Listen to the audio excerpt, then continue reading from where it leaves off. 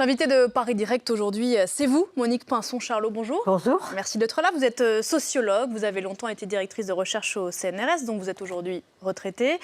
Vous venez de publier avec votre mari Michel, avec lequel vous avez coécrit la plupart de vos ouvrages, cette BD, Les riches au tribunal, l'affaire Cahuzac et l'évasion fiscale. C'est aux éditions Seuil Delcourt, avec les dessins d'Étienne Lécroard, le récit du procès de l'ex-ministre du Budget français, sous forme donc de dessins plutôt drôles et didactiques. Jérôme Cahuzac a été condamné à 4 ans de prison, dont 2 avec sursis pour fraude fiscale. Jérôme Cahuzac, dans l'histoire, ça restera comme un moment de sidération nationale. On se rappelle évidemment de ces moments où il avait juré les yeux dans les yeux aux députés et sur une chaîne de télé qu'il n'avait rien fait. C'est ce sentiment aussi là que vous avez ? Alors, ce souvenir de la sidération. Le souvenir de la sidération, bien sûr, parce que c'était extraordinaire. En France, seul le ministre du Budget, c'est une dérogation au droit commun, peut engager des poursuites au pénal en cas de fraude fiscale. Et comme il était lui-même gendarme et donc fraudeur, vous comprenez pourquoi la situation nous a intéressés et pourquoi nous avons décidé de suivre son procès du début à la fin. D'autant plus que vous l'aviez rencontré quelques mois avant la révélation de son propre scandale. Et là, pour le coup, il avait le rôle de cavalier blanc. Tout à fait. J'étais allée l'interviewer au sujet des niches fiscales de Nicolas Sarkozy, auxquelles on ne comprenait rien, Michel et moi. Et il m'avait bien tout expliqué, les forfaitures, comment on déclare que les niches fiscales baissent uniquement en changeant de ligne comptable, en faisant passer les plus grosses niches fiscales sur une autre ligne comptable. Et il m'avait bien tout expliqué ça. Il avait même accepté de signer son entretien dans notre livre « Le président des riches ». Et puis, du coup, j'ai été un peu triste de me retrouver avec lui, finalement, face à face au procès. Triste, c'est le sentiment qui Oui, vous a... c'était pas si facile que ça à vivre, mais si vous voulez, la sociologue prend toujours le dessus. C'est-à-dire que c'était tellement grave que François Hollande est nommé ministre du Budget, un homme socialiste, se revendiquant du socialisme, est nommé...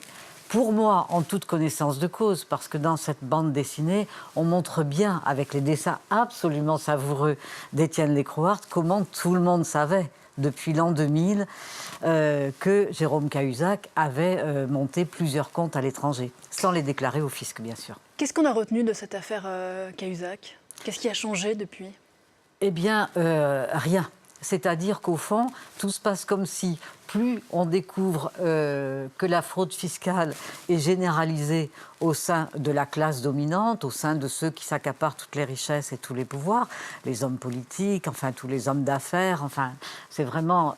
Jérôme Cahuzac a été traité de schizophrène, d'un type qui a une part d'ombre, etc. C'est-à-dire qu'on a essayé de psychologiser le problème pour transformer Jérôme Cahuzac en un arbre chargé de cacher la forêt. En fait, c'est un parmi tant d'autres, c'est ce que vous dites ? Voilà, c'est un parmi tous. C'est-à-dire que c'est tellement systématique que cette bande dessinée est, comme vous l'avez dit très gentiment au début, est très pédagogique et démontre que ce sont des rouages qui sont tout à fait cyniques, qui sont machiavéliques et qui ne sont jamais le résultat, pratiquement jamais, le résultat de la fraude, de la traque des services de Bercy. C'est-à-dire que là, si Cahuzac est tombé, c'est uniquement grâce à Mediapart et à sa mésentente avec sa femme et à son divorce. Mediapart, qui est le journal indépendant qui a révélé cette affaire. Page 52 dans cette BD, vous écrivez cette classe sociale, en parlant de la classe sociale à laquelle appartient Jérôme Cahuzac et d'autres, dites-vous, mobilise tous les moyens politiques, financiers, judiciaires pour créer l'opacité,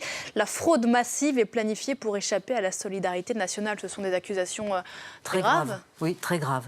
C'est-à-dire que tous les experts de droite et de gauche sont d'accord pour dire que la fraude fiscale des plus riches représente 80 milliards d'euros en moins chaque année dans les recettes fiscales de l'État. Et moi, je dis que c'est beaucoup plus, mais enfin... C'est l'équivalent du déficit public français. Voilà. Et donc, si vous voulez, on se rend compte que cette fraude fiscale, c'est une arme, en réalité, une arme financière pour asservir le peuple. On nous raconte qu'il y a un déficit et que c'est le peuple qui doit le rembourser. Or, ce déficit, il est construit précisément par ceux qui détiennent tous les rênes du pouvoir jusqu'en haut de l'Élysée. Alors, qu'est-ce qu'on fait ?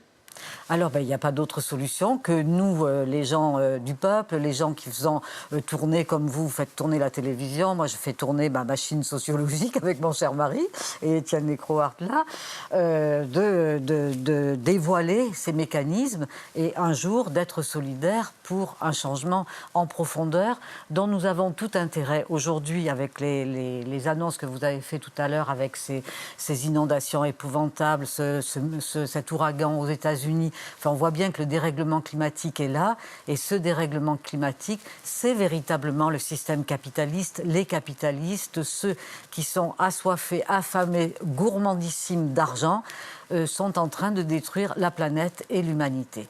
Est-ce que vous avez inventé l'expression président des riches avec cette bande dessinée sur Nicolas Sarkozy? Alors, on ne parlait pas d'Emmanuel Macron à l'époque, c'était une bande dessinée sur Nicolas Sarkozy. Une bande dessinée, c'était un ouvrage, pardon. Un ouvrage qui était d'ailleurs assez rasoir à lire, avec beaucoup d'informations. On ne pensait vraiment pas faire un succès comme ça. 150 000 exemplaires. Oui, c'est ça.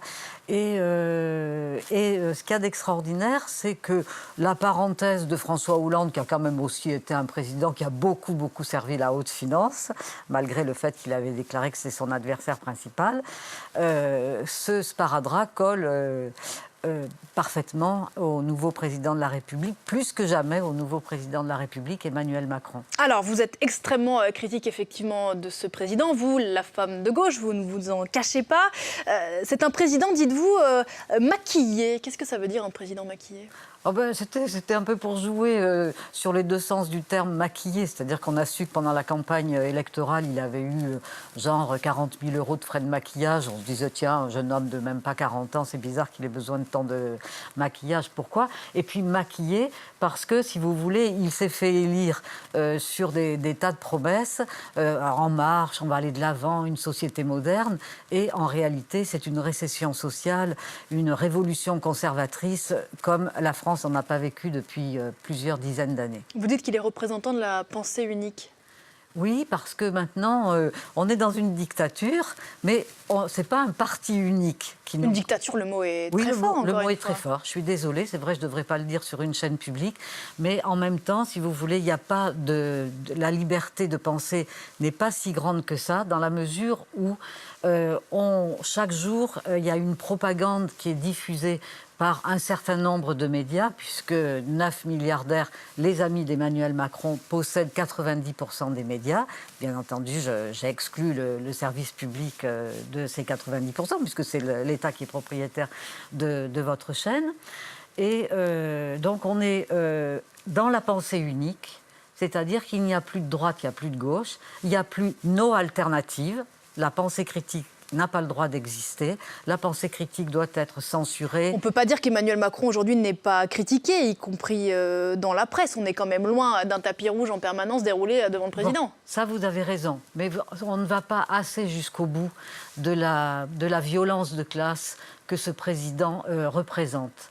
C'est-à-dire qu'il est arrivé à l'Élysée, rendez-vous compte, il a fait un peu plus des dizaines de milliards d'euros de cadeaux à ses camarades de classe, aux plus riches, tout de suite. Notamment la suppression de l'ISF. La suppression de l'ISF, la flat tax, qui est un cadeau aux riches absolument étonnant. Et en contrepartie, il suffirait de 10 milliards, il faut m'écouter bien, 10 milliards d'euros pour résoudre le problème de la grande pauvreté en France. C'est-à-dire que si tous ceux qui sont payés au RSA étaient payés au niveau du seuil de pauvreté, c'est-à-dire 60% du revenu médian, il n'y aurait plus de pauvres dans notre pays. 10 milliards d'euros par an. Et pour les riches, c'est des dizaines et des dizaines de milliards. Et eux, sans aucun contrôle de l'argent, de l'usage de l'argent qui leur est donné. Je vais aller dans votre sens avec ces conclusions de l'Institut, en tout cas c'est pas moi, mais c'est l'Institut des politiques publiques qui vient de rendre un rapport la semaine dernière, je ne sais pas si vous l'avez vu. Les conclusions du rapport à propos du budget qui est observé à partir d'aujourd'hui à l'Assemblée nationale. Ce rapport dit que les effets cumulés des réformes 2018 et 2019 mèneront à une perte de revenus disponibles, c'est-à-dire de pouvoir d'achat pour les 20% des plus modestes, alors que pour les 1% des ménages ultra riches, ils verront leur revenu de paix de 6%. Pour vous, les classes les plus pauvres en France paieront très cher ce mandat d'Emmanuel Macron ? très très cher. Ils vont le payer très cher en matière financière, en matière idéologique et linguistique, parce que si vous voulez, Emmanuel Macron traite les plus riches de premiers de cordée et les plus pauvres de fainéants, qui coûtent un pognon de dingue, c'est toujours des coûts, des charges. Il faut surtout les contrôler. On ne contrôle pas les fraudeurs fiscaux, comme on le montre dans cette BD, au plus haut niveau. Mais par contre, toute fraude par rapport à toutes les protections sociales, le RSA, là, c'est vraiment très contrôlé. Vous ne croyez pas au virage que le président a entrepris ces dernières semaines, notamment avec son plan pauvreté, qui a quand même été salué par beaucoup d'associations et de gens qui travaillent avec les plus démunis? Non, parce que les 6 milliards du plan pauvreté ont déjà été pris si on fait le compte des points de la CSG qui ont été enlevés aux retraités, tout ce qui a été enlevé, les emplois aidés, tout ce qui a été les APL, la baisse des APL, on arrive à 6 milliards des deux côtés. Donc c'est de la com. Est-ce que ce discours, où vraisemblablement personne ne trouve grâce à vos yeux, y compris à la gauche de la gauche, je crois que vous vous êtes éloigné de Jean-Luc Mélenchon, ça n'encourage pas un vote contestataire? De toute façon, ils sont tous mauvais, autant voter pour l'extrême droite ou... Non, parce que si vous voulez, nous ne sommes pas dans la dénonciation. Nous sommes dans le dévoilement du fonctionnement d'une oligarchie hautement prédatrice. Et aujourd'hui, cette oligarchie a un rendez-vous avec nous à un moment où la planète est véritablement en danger et où les processus de déshumanisation des plus pauvres sont mis en route. Et ce rendez-vous-là, les Français doivent comprendre qu'il est grave et que chacun doit être à la hauteur de ce rendez-vous pour préserver l'avenir des prochaines générations sur cette terre. Alors, que faire? Je repose ma question. Vers qui se tourner? Est-ce que l'initiative viendra des citoyens? C'est un discours qu'on entend beaucoup en ce moment, mais est-ce que les citoyens ont les moyens? Est-ce qu'ils ont les penseurs qui peuvent les amener à faire quelque chose? Absolument. Il faut que, si vous voulez, que les Français qui travaillent, qui font fonctionner l'économie réelle et qui n'ont pas de l'argent pour spéculer, parce que les 3/4 de l'argent des riches servent à la spéculation, à créer des bulles financières. Et donc c'est nous qui faisons fonctionner le monde de l'économie réelle. Il suffirait qu'on décide tout simplement d'arrêter de travailler pour que ce soit la panique tout en haut de la société. La grève générale, c'est ça? Oui, la grève générale et bien d'autres façons qui n'ont pas besoin d'être violentes physiquement, parce que la violence, elle est en haut de la société et pas en bas, là où nous sommes, nous. Vous êtes indigné, révolté ou passionné? Je suis les trois ensemble. C'est-à-dire que je suis une personne heureuse de vivre. J'ai partagé tous ces livres avec mon mari. On est un couple uni, heureux, amoureux. Et une sociologue qui fait son travail et qui est effectivement passionnée par son travail, mais qui souhaiterait très honnêtement que les puissants de France, d'Europe et de la Terre cessent de nous servir la soupe tous les jours comme ils le font en ce moment. Merci beaucoup Monique Pinson-Charlot d'être venue sur le plateau de Paris Direct. Je rappelle cette BD, l'affaire Cahuzac et l'évasion fiscale aux éditions Seuil Delcourt avec les dessins d'Étienne Lécroard à retrouver donc en BD. Merci à vous, beaucoup. Belle journée.